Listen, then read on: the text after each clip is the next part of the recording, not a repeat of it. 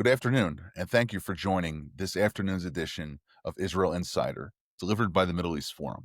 I'm Gregg Roman, the Executive Director. Over the next half an hour, we'll walk through the key political, security, and diplomatic developments emerging out of Israel over the past week.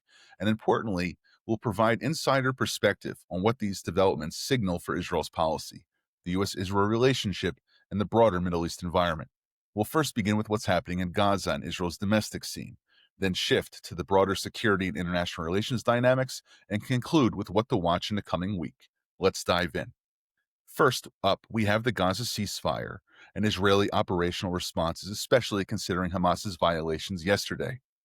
In the past 72 hours, we have seen a major escalation in Gaza, with Israeli airstrikes in the Gaza Strip targeting entities connected with Hamas after what Israel described as a resumed set of provocations.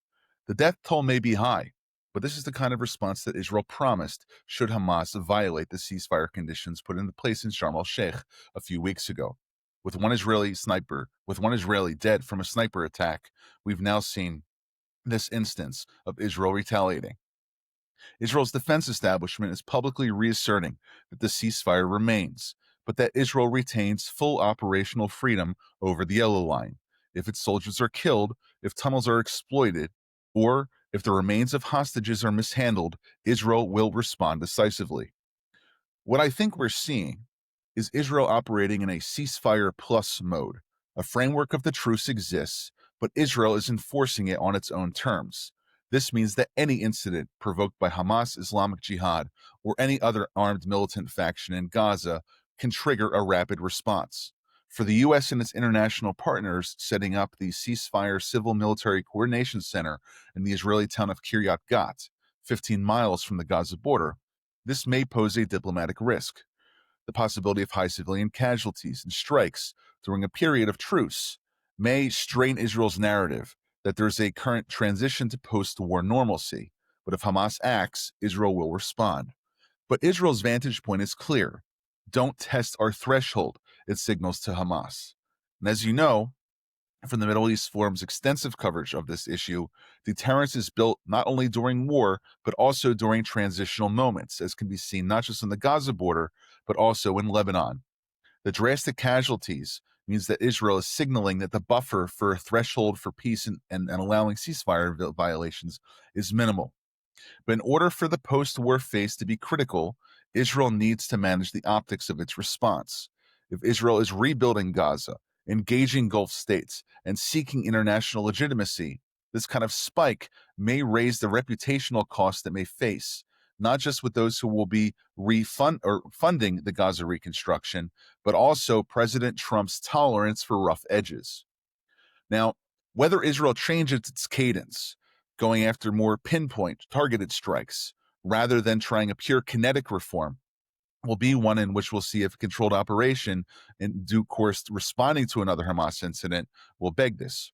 But the ceasefire's durability will not depend on Israel's response, but whether Hamas or its affiliates test Israel's threshold again.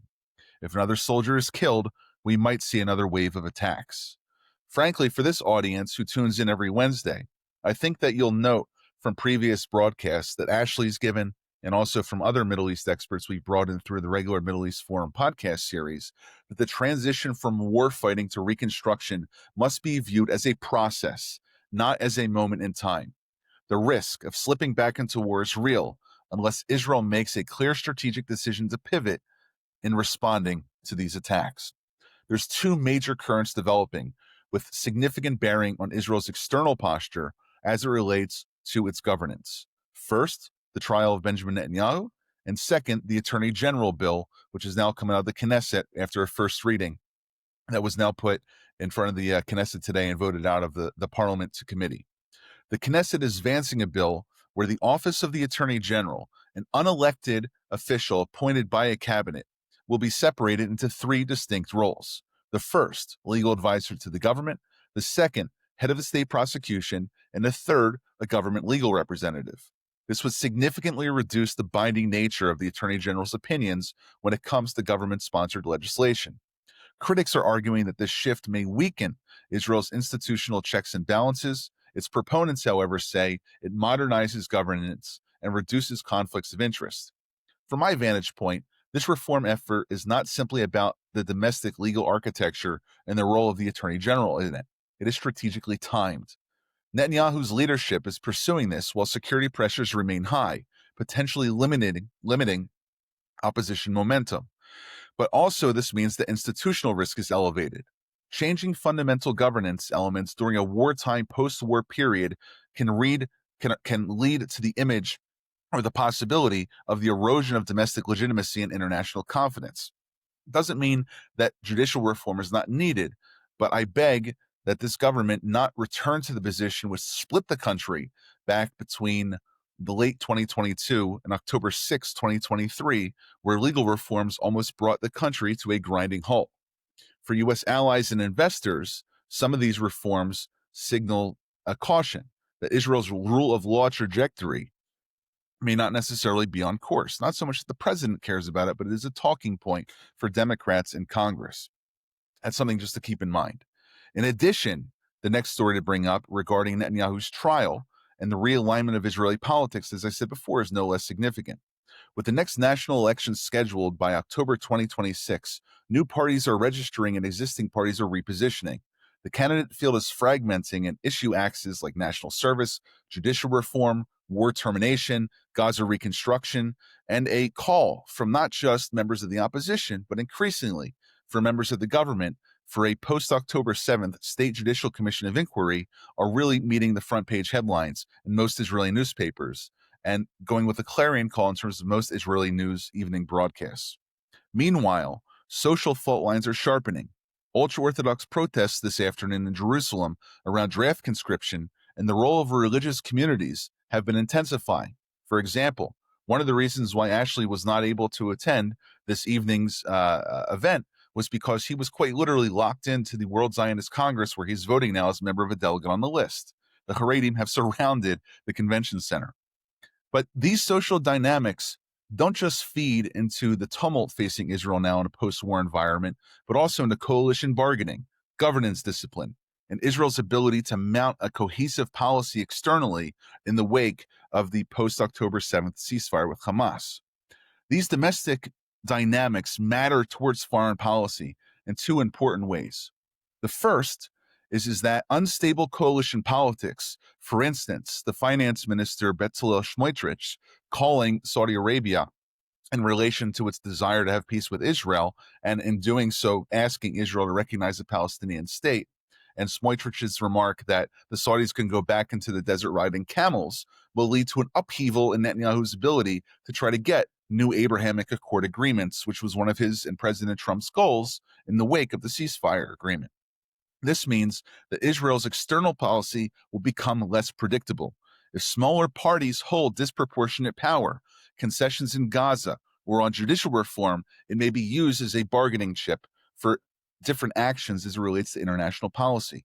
But also, the internal social fractures between secular and religious, military and non-military sectors, the community and the state, reduces Israel's strategic depth.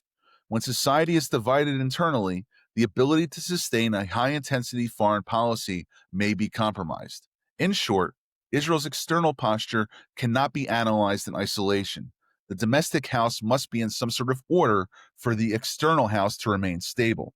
Lastly, in our news update, I'd like to turn to broader security and diplomatic spectra, a domain where our work at the Middle East Forum particularly intersects. A fascinating story on October 26, which came out of Yediot Achronot, one of Israel's leading newspapers, showed that the Mossad publicly disclosed that a network run by the Iranian Islamic Revolutionary Guard's Quds Force under the commander Sardar Amar has been responsible for attacks on Jewish and Israeli sites globally since October 7th, 2023, including in Greece, Australia, and Germany.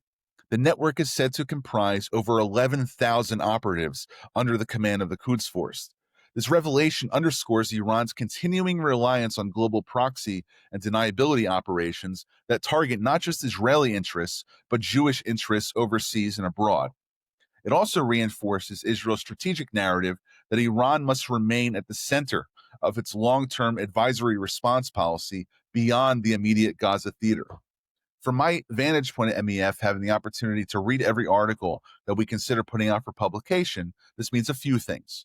First, it expands the frame. Israel's not just fighting in Gaza or in Lebanon. It continues to be engaged in a global contest with Iran.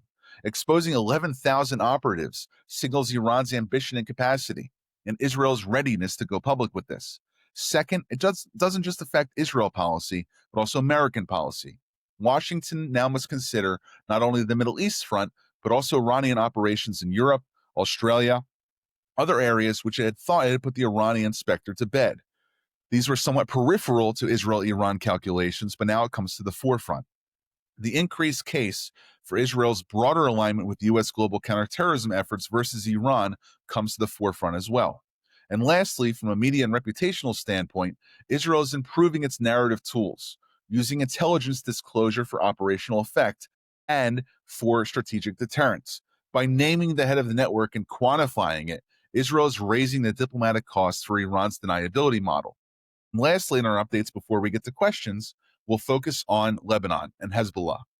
Also on October 26, in a report by I-24 News, there were reports of Israeli drone strikes in southern Lebanon, killing individuals linked to Hezbollah, such as those operating near Makora and in the Bekaa Valley. Also on that date, UNIFIL, the United Nations interim force in Lebanon, reported an Israeli drone dropped a grenade near one of its patrols in Kfar Kila, and an Israeli tank subsequently fired a shot. UNIFIL described these violations of UN Security Council resolutions. On the diplomatic side, after Morgan Ortagus' brief visit to Beirut, Israel's defense minister briefed her on Hezbollah's activities during a border tour of the Israeli-Lebanese border. Separately, discussions on an international stabilization force for Gaza, including Indonesia, Azerbaijan, Pakistan, and others, are advancing with U.S. diplomats. Now, in terms of the strategic environment that we see here, and I'll end this with this last minute note before we get into the questions, there's a shift in the U.S.'s national security posture in the Middle East, a drawdown in Syria, a planned drawdown in Iraq, and also, for the first time, besides an ascent radar outpost in the Negev Desert, the deployment of 200 American troops close to the Gaza border. This has to be taken in a wider global context. The U.S. has shifted an aircraft carrier previously operating in the Middle East and in the Mediterranean to South America for anti-drug operations, raising concerns that the Mediterranean and Levant presence it once had may be reduced at a critical moment for Israel's maritime and Eastern Mediterranean security posture. On the human side, a released hostage, Eden Alexander, had been promoted by the IDF after 584 days in captivity to Master Sergeant, along with many of the other fallen soldiers. This is also significant because it was made as a signal that American Israeli troops would also be considered in Israel's post-war operations, and this was actually delivered in a message to President Trump from Alexander's family. Now, overall, I think the things that you have to be looking at for the next week ahead are the following topics, and maybe we can get more into this in our last 15-minute segment. First, what will be the ceasefire durability in Gaza? Second, start reading about legislative and institutional trajectory in Israel as a response to the Attorney General bill. Also, I think now that we're 1 year away from Israel's elections, and it may take place sooner if the coalition falls apart, what will be the new coalition dynamics and the new parties who will influence the next Israeli government? On the background of all of this going on in Israel and in Gaza, what's happening with regional diplomacy? And also, where's the reconstruction of Gaza at right now? And lastly, it's important not to forget about the Lebanon-Iran front and also how Israel-U.S. strategic alignment goes as we go further into the ceasefire process. Rachel asks, what is the short-term and long-term policy of Israel towards Turkey? It's a very interesting question. On background, Israel and Turkey have had ups and downs over the last 16 years since Prime Minister Netanyahu came back into power in February of 2009, also after a dramatic incident which took place between President Erdogan of Turkey and former President of Israel, Shimon Peres, at the Davos conference in January of 2009, where Erdogan accused Israel of being, quote, baby killers. That has led to attempts at reconciliation, with current Israeli President Bougie Herzog visiting Istanbul only 3 years ago in 2022, being met by a horse-drawn carriage and a parade of Turkish military figures and an increase in Israeli-Turkish trade. But as it stands right now, Prime Minister Netanyahu has promised its security cabinet that Turkey will have no boots on the ground in Gaza as it relates to post-Gaza a reconstruction since the ceasefire has been put in place. But in terms of the macro strategic view, Israel right now is very weary of Turkey's increased naval presence in the Eastern Mediterranean, its attempts to try to stop Greek and Cypriot gas exploration, especially considering the Turkish Navy's deployment off the coast of Turkish northern Cyprus. And also, Turkey still hosts Hamas in Ankara and Istanbul, is providing a forward operating base for not just Hamas, but other Islamist terror organizations. Turkey continues to dominate the Syrian government in Damascus with Turkish advisors, not just of the military nature, but also of intelligence and other forces from its interior ministry, effectively taking over Syria as a satellite state, sort of engaged in neo-Ottoman-esque aspirations. And it also is building bases in the Horn of Africa, where we see agreements between Turkey, Ethiopia, and Eritrea trying to end that war. And also with Turkey moderating the recent Somaliland, Somalia, Eritrea, Ethiopia water right access issues, and a few other areas. So where Iran has now been, I don't want to say vanquished in terms of its Shia regional arc and its presence, where it had a continuous geographic line from the Mediterranean Sea all the way to Tehran, and then the southern angle from Iraq down to Yemen with the Houthis, the Turks are very much replacing that right now. So Israel is weary. It does not want to see a large Turkish role in Gaza reconstruction, and it's trying to cajole or urge or invite other more moderate Muslim states, like we said beforehand, Azerbaijan, Indonesia, and perhaps financing from Saudi Arabia and the United Arab Emirates, rather than having that Turkish, Qatari, Sunni Islamist access take a major role in Gaza reconstruction. So Israel is a firm no against Turkish troops in a peacekeeping force in Gaza. It also has the same position as it relates to Turkey's deployment of its troops in Syria. Next question we have is from Carrie. What, if anything, is the government doing to reverse or at least curb the unprecedented emigration of young professionals? There was a hearing that took place in the Knesset Aliyah and Diaspora Affairs Committee, or Immigration and Diaspora Affairs Committee last week, where the Knesset had the opportunity to question the Israeli Minister for Immigration about the recent drastic departure of over 120,000 Israelis. That's a net number, by the way, taking into account the amount of Israelis who returned from overseas and also the amount of new immigrants that came to Israel. So with a net loss of 120,000 Israelis, some of whom have PhDs, are entrepreneurs, were involved in startup companies, and many in anecdotal stories coming before the Knesset committee saying that they just couldn't take being in Israel after 2 years of war anymore. The immigration absorption minister said, it's not our job to try to bring Israelis back. It's our job to try to welcome Israelis once they land here. In short, my general disposition is that the Knesset and the backbench MKs care more about this issue than the government currently, because the Ministry of Immigrant Absorption has faced the same type of social welfare budget cuts that many of the other ministries that are not defense related have also been subject to. So with less money, they have less ability to appeal to individuals to stay in the country. But there currently is no plan by the Israeli government to try and retain individuals who are already here, let alone to attract them coming back to the country. I think that's something that Netanyahu and his cabinet need to address.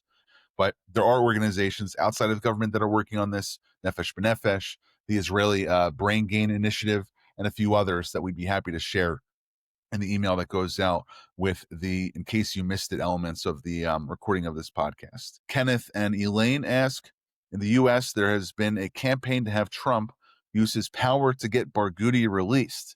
What is the current status, and will Israel remain firm in keeping Barghouti in prison? The answer that I have on that issue is that there was not just an effort by Barghouti to get himself released with Ron Lauder, the president of the World Jewish Congress, asking for it, and also with a few Israeli politicians suggesting that this happen.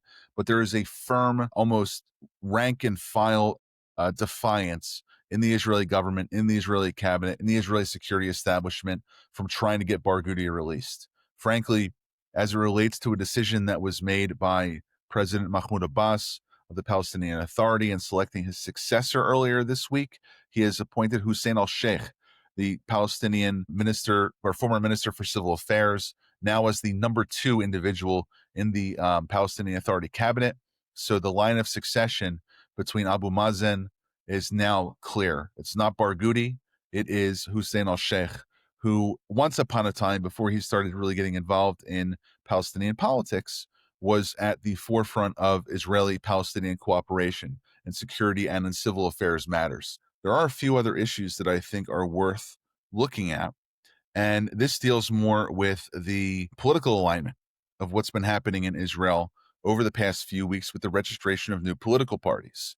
First and foremost, President Herzog was asked by President Trump in Netanyahu and the opposition leader Yair Lapid's remarks to the Israeli Knesset 2 weeks ago whether or not Herzog would be willing to pardon Prime Minister Netanyahu considering his ongoing legal challenges. This has now become a refrain for opposition political parties, saying that perhaps it's a good idea that the prime minister step down in exchange for a pardon. But Prime Minister Netanyahu, after a petition by Likud members in the last few days, has said that he does not intend to step down. He does not intend to ask for a pardon. He right now is in the position of getting ready to run for his next aim at trying to retain the premiership, whether that be in October 2026 or if the Israeli budget does not pass by March 30th of next year, then that would trigger instant Israeli elections. We also have a law proposal in the Knesset right now where if former Prime Minister Bennett decides to run again, and he has expressed doing so, registering his political party, Bennett 2026, with the electoral authority, that he would not be able to run for Knesset according to this law proposal if he would not be able to pay off the debts that he had incurred as a former head of the Yamina party and of the Alignment Party that he had used to run for his prime ministerial candidacy back in 2022 and in 2020. Now, I don't think this law is going to pass. It wouldn't meet Supreme Court muster, but it shows you that elections are on people's minds if they're using the Knesset Internal Affairs Committee to try to disqualify an individual outside of the Knesset from running for public office. Other parties that have been announced include Yoaz Handel, the former communications minister, and his Middle-Eastern party, who seeks to represent the hundreds of thousands of Israelis who served as in the reserves during the Gaza war. Also, you have the former chief of staff and former member of the Blue and White Party, Gadi Eisenkot, who was number two to the former Israeli alternate prime minister and defense minister, Benny Gantz, having registered, and he's polling at about 6 seats right now. But the way it looks right now in terms of the polling is that the Likud still maintains its status as the largest party after the ceasefire agreement was put into place, even though they may not be able to have enough seats in the government or in the Knesset to formulate a government. There's also another question here from Barbara, where she asks, the Israeli Arabs that don't have to serve in the army have many children, get Israeli benefits and citizenship, and this may be akin to those who are complaining about, she says in quotes, the Haredim. And I think that really here, the question that Barbara may be asking is, should Arabs serve in the Israeli army too, in addition to the current call by members of the opposition asking for mandatory conscription on behalf of all Israeli Jewish citizens? So there's a diversity of perspectives on this. Some political parties like Yesh Atid under Yair Lapid and the Israel Beitenu under Avigdor Lieberman have differing ideas about how universal conscription would work. For instance, they suggest that if Haredim or ultra-Orthodox Jews don't necessarily want to do army service, that they can combine Torah study with national service, being paramedics, working for Hatzalah, working as teachers, even working for the Israeli Archaeological Survey. But that same idea in Lapid and in Lieberman's analysis also applies to Israeli Arabs, where instead of doing military service, they may be able to do a version of national service or civil service in their own communities, in major city centers. There's a program that is for Israelis that do the army and then try to seek a bridge between their military service and their university studies called Avodah Mu'adefet, or preferred work, where right now, especially in the wake a lack of foreign laborers being in Israel, there are conditions that the Ministry of Labor and Ministry of Welfare give to certain individuals who are before their university studies an extra subsidy to work in critical industries for the nation, whether it be in tourism, whether it be in working in construction, and some of these other areas that Palestinian workers once worked in, but because of the security concerns associated with Palestinian laborers, you may see Israeli Arab laborers in that now, or even perhaps other individuals who choose not to serve in the army. So there's a very eclectic view of this, but the main bill that people really need to be looking at in terms of universal conscription is the first draft, which has not been released yet, but is due in the coming weeks by Boaz Bismuth.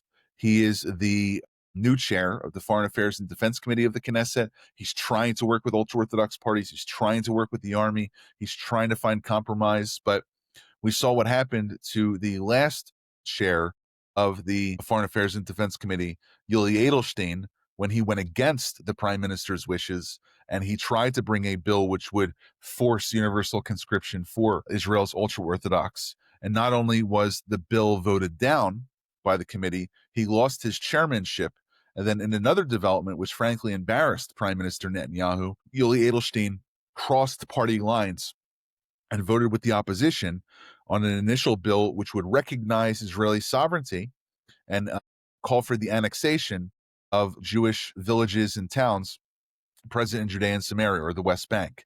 So coalition politics beyond just the conscription issue, beyond the post-war reconstruction, beyond what's going to happen with the education and the tax cuts and rather the tax increases and the budget cuts from Israeli ministries are really starting to give the air of elections as we sort of have an airing of grievances, not just by members of the opposition, but also by members of the coalition, as we can see with Edelstein. We've got about 30 seconds left, so I want to thank everyone for joining the Israel Insider podcast today. Again, I'm Gregg Roman, Middle East Forum's Executive Director. For all questions which relate to anything dealing with Israel, please tune in at 3 p.m. Eastern Time with Ashley Perry, the regular host of our Israel Insider. Appreciate the opportunity to give you this update today, and I look forward to seeing you at next week's podcast. Thank you very much and have a great day.